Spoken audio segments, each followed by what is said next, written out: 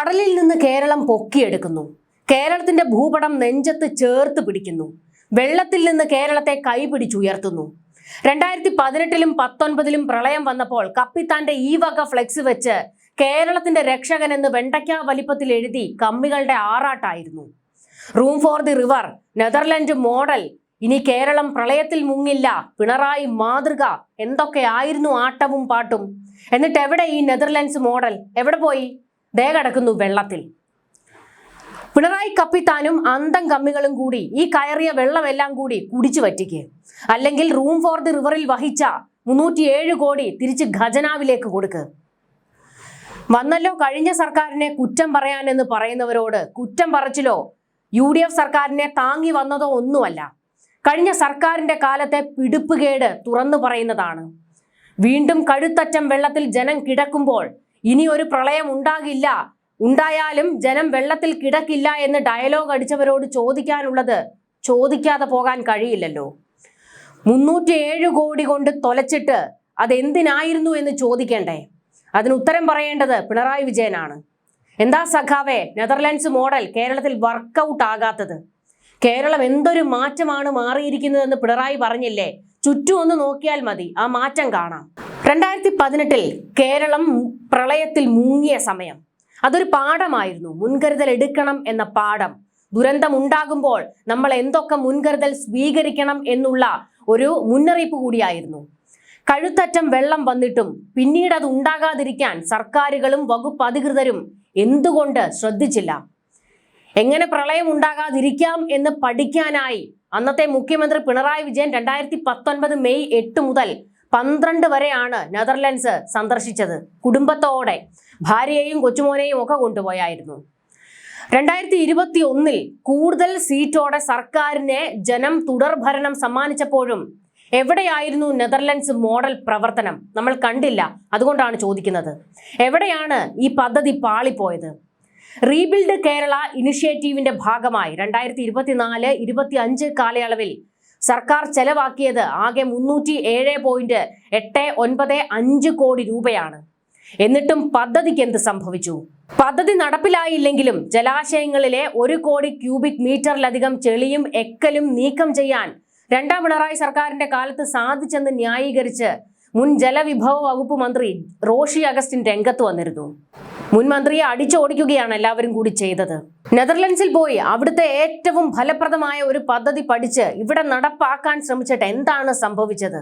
ഈ room for the റിവറിനെ കുറിച്ചൊക്കെ പിന്നീട് മുഖ്യമന്ത്രിയോട് ചോദിക്കുമ്പോൾ, അതായത് അന്നത്തെ മുഖ്യമന്ത്രിയായിരുന്ന പിണറായി വിജയനോട് ചോദിക്കുമ്പോൾ കടക്ക് പുറത്ത് എന്നൊക്കെയുള്ള ധാർഷ്ട്യമായിരുന്നു. കാരണം തുക മുഴുവൻ വെള്ളത്തിൽ കളഞ്ഞു. അതാണ് സംഭവിച്ചത്.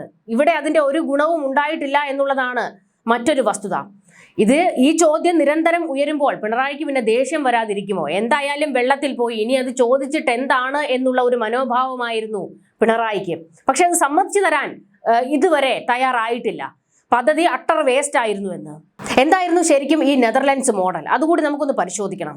1993-ലും 1995-ലും തുടർച്ചയായി ഉണ്ടായ മഹാപ്രളയമാണ് നെതർലൻഡ്സിനെ റൂം ഫോർ ദി റിവറിലേക്ക് എത്തിച്ചത്. ഡെൽറ്റ നദിക്ക് സമീപ പ്രദേശങ്ങളിൽ നിന്ന് മാത്രം 2 ലക്ഷത്തിലധികം പേരെ ഒഴിവാക്കേണ്ടി വന്നതോടെയാണ് ഈ പരിഹാരത്തെക്കുറിച്ച് ആലോചിച്ചത്. ഓരോ വെള്ളപ്പൊക്കത്തിനും അടിഞ്ഞുകൂടുന്ന എക്കൽ നദിയുടെ ആഴം കുറയ്ക്കുകയും വെള്ളം പൂർണ്ണമായും സംഭരിക്കാൻ കഴിയാതെ വരുന്നതുമാണ് നിരന്തര പ്രളയത്തിന് കാരണമെന്ന് മനസ്സിലാക്കിയ സർക്കാർ ക്രമേണ ഈ പദ്ധതിയിലേക്ക് എത്തിച്ചേരുകയായിരുന്നു. 2006-ലാണ് നെതർലൻഡ്സിൽ ഈ പദ്ധതി നടപ്പാക്കാൻ ഒരുങ്ങിയത്. 2015-ഓടെ പൂർത്തീകരിച്ചു. ഇതിനായി നെതർലൻഡ്സ് സർക്കാർ വകയിരുത്തിയത് 2.2 ബില്യൺ യൂറോയായിരുന്നു. ഈ പദ്ധതിയാണ് ഇവിടെ കൊണ്ട് പരീക്ഷിക്കാൻ പിണറായി തീരുമാനിച്ചത്. എന്നാൽ നെതർലൻഡ്സും കേരളവും തമ്മിൽ അജഗജാന്തര വ്യത്യാസമുണ്ട് എന്നുള്ളതും ഒന്ന് ഓർക്കണം. കാരണം അവിടുത്തെ സർക്കാർ, ഈ നെതർലൻഡ്സ് എന്ന് പറയുന്ന ആ ഒരു രാജ്യം, അവർ വികസന പ്രവർത്തനങ്ങൾ നടത്തുമ്പോൾ അതിനോടൊപ്പം തന്നെ പ്രകൃതിക്ക് ദുരന്തമുണ്ടാകാത്ത രീതിയിലുള്ള പ്രവർത്തനങ്ങളാണ് നടത്തുന്നത്. എന്നാൽ ഇവിടെ അതാണോ?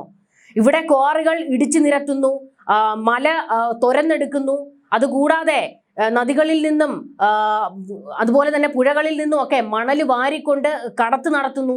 ഇതൊക്കെയാണ് ഇവിടുത്തെ സ്ഥിതി. ഇവിടെ കൊണ്ടുവന്ന് ഈ പദ്ധതി നടപ്പിലാക്കിയാൽ എങ്ങനെയിരിക്കും? ഫലപ്രദമാകും എന്ന് സർക്കാർ പറഞ്ഞിടത്താണ് 8 നിലയിൽ പൊട്ടിയത് നമ്മൾ കണ്ടത്. സമുദ്രനിരപ്പിനേക്കാൾ താഴ്ന്ന പ്രദേശമാണ് നെതർലൻഡ്സ്. പ്രളയ സമാന സാഹചര്യത്തെ നിരന്തരം അഭിമുഖീകരിക്കുകയും വിദഗ്ധമായ മുന്നൊരുക്കത്തിലൂടെ അതിജീവിക്കുകയും ചെയ്ത ഈ മാതൃക നേരിൽ കണ്ട് മനസ്സിലാക്കുന്നതിനായിട്ടായിരുന്നു പിണറായി വിജയൻ നെതർലൻഡ്സ് സന്ദർശിച്ചത്. പിന്നാലെ 2 ഡച്ച് വിദഗ്ധർ കേരളം സന്ദർശിക്കുകയും ചെയ്തിരുന്നു. 2019 ഡച്ച് സർക്കാരിന്റെ ഔദ്യോഗിക ഡിസാസ്റ്റർ റിസ്ക് റിഡക്ഷൻ സംഘത്തെ കേരളത്തിലേക്ക് അയക്കുകയും കുട്ടനാടിനെ കുറിച്ച് വിശദമായ പഠനം നടത്തുകയും റിപ്പോർട്ട് സംസ്ഥാന സർക്കാരിന് സമർപ്പിക്കുകയും ചെയ്തു. നെതർലൻഡ്സ് സന്ദർശനം പൂർത്തിയാക്കി നാട്ടിലെത്തിയ ശേഷം വാർത്താ സമ്മേളനം നടത്തി ആദ്യം പിണറായി വിജയൻ തള്ളിമറിച്ചത് ഡച്ച് മാതൃകയിലുള്ള room for the river project സംസ്ഥാനത്ത് നടപ്പാക്കാൻ ഒരുങ്ങുന്നു എന്നായിരുന്നു. ഈ പദ്ധതി നടപ്പിലായാൽ കേരളത്തിൽ ഏറ്റവും കൂടുതൽ ഗുണം ചെയ്യുന്നത് കുട്ടനാടിനാണ്. പദ്ധതി നടപ്പിലാക്കാനുള്ള മീറ്റിംഗും ബാക്കി നടപടികളും പിന്നാലെ സ്വീകരിക്കുന്നതാണെന്നും പിണറായി അന്ന് പറഞ്ഞത്. അതിനുശേഷവും കേരളത്തിൽ ഇടതുപക്ഷം അധികാരത്തിൽ വരികയും പിണറായി വിജയൻ 2ാമത് മുഖ്യമന്ത്രിയാകുകയും ചെയ്തുവെങ്കിലും പദ്ധതി നടപ്പിലായില്ല. പമ്പ, കുട്ടനാട്, വേമ്പനാട് പ്രദേശങ്ങളെ ഉൾപ്പെടുത്തി പദ്ധതി നടപ്പിലാക്കുമെന്ന് പ്രഖ്യാപനം പിന്നീട് ഇന്ന് വരെയും എവിടെയും നടന്നിട്ടില്ല. അത് ചുവപ്പ് നാടയിൽ ഇങ്ങനെ കിടക്കുകയാണ്. വെറും പ്രഖ്യാപനം മാത്രമായിരുന്നു. അതിന്റെ പേരിൽ കുറെ പഠനം നടത്താനും അങ്ങോട്ടും ഇങ്ങോട്ടും പോകാനും എല്ലാത്തിനും കൂടി കോടികൾ ചെലവായത് മിച്ചം. ക്രൈസിസ് മാനേജറായാണ് കേരളം പിണറായി വിജയനെ ദുരന്ത മുഖങ്ങളിൽ വിശേഷിപ്പിച്ചത്. കോവിഡിലും നിപ്പയിലും പ്രളയത്തിലും നേരിട്ട് അനുഭവിച്ച കാര്യങ്ങളാണ് ഒരു നാടിനെ കൊണ്ട് അങ്ങനെ വിശേഷിപ്പിച്ചത് എന്ന് മനസ്സിലാക്കാം. നെതർലൻഡ്സ് മോഡൽ കേരളത്തിൽ നടപ്പിലാക്കുമെന്ന് സാധാരണ ജനങ്ങൾ പ്രതീക്ഷിച്ചിരുന്നു. കാരണം നിത്യേന വെള്ളവുമായുള്ള മൽപ്പിടുത്തത്തിന് ഒരാശ്വാസം അവർക്ക് വേണമായിരുന്നു. അതിന് സർക്കാർ മുൻകൈ എടുക്കും എന്ന് അവർ വിശ്വസിക്കുകയും ചെയ്തു.